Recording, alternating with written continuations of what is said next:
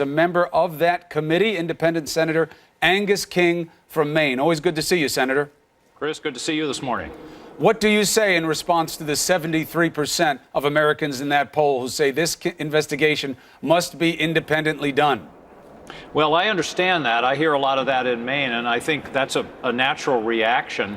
I think the issue is if we start with a new so-called independent commission, it would still be appointed by and created by Congress and perhaps even the president, and you'd end up having to start all over again. You'd have to end up getting clearances for staff, and you'd still end up with some group of people. We have 15 now.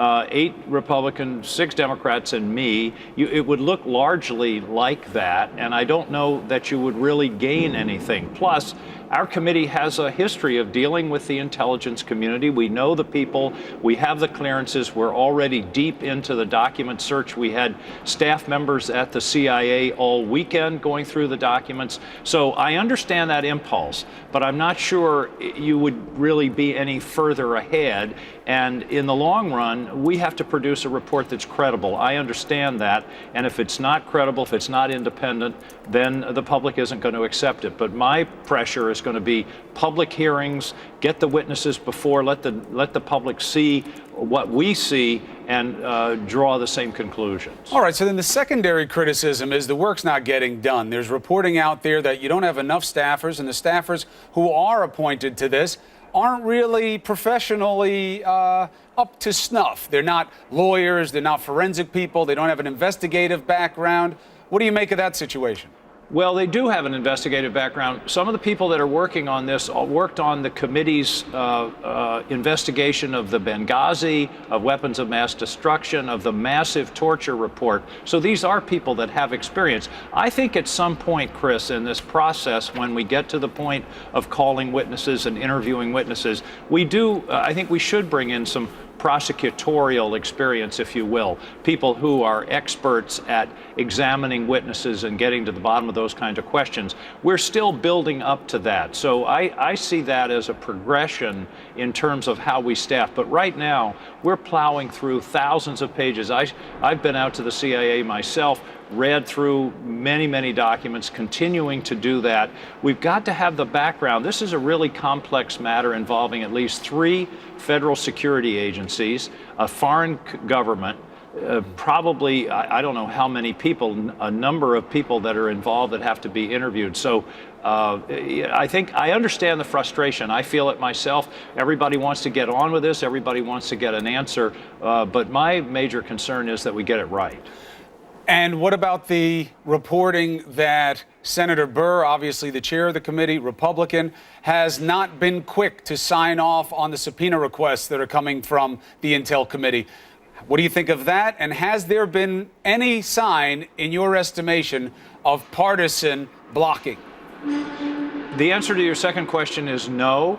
I believe that, and this is not easy, Chris. This is a very tense situation, obviously involving the President of the United States and a recently completed election. There are high feelings, but Chairman Burr and Mark Warner have worked together very well so far. It's not going to be an easy, straight ahead, everything is going to go down in a very simple way, but I believe Richard Burr understands, as I told him the other day, history has its eyes on us and on him.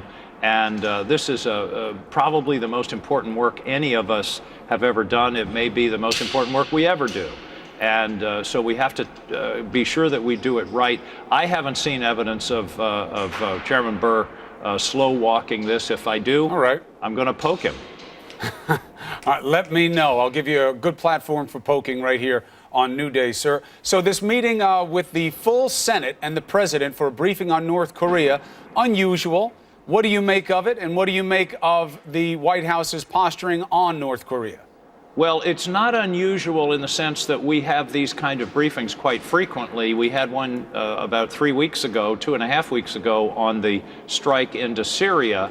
But what's unusual is going to the White House. And the logistics, I frankly don't understand why it's not easier to bring 4 people here than it is to take 100 there. I'm not sure why they're doing it that way, but I'm going to certainly go because I want to hear from General Mattis and Secretary of State Tillerson, the various people that are going to be briefing us. But so you know, here or there, I think the important thing is to get the information. In terms of North Korea, as you've been discussing all morning, this is a really, really difficult problem.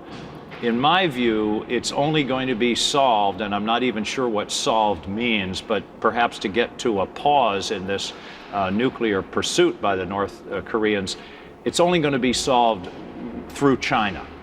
I like that we're going to the UN, that we're going to try to increase sanctions through the UN, but this is a country that is so poor and so economically isolated already, it's hard to know what additional international sanctions will have effect. But the Chinese, they could do it if they choose.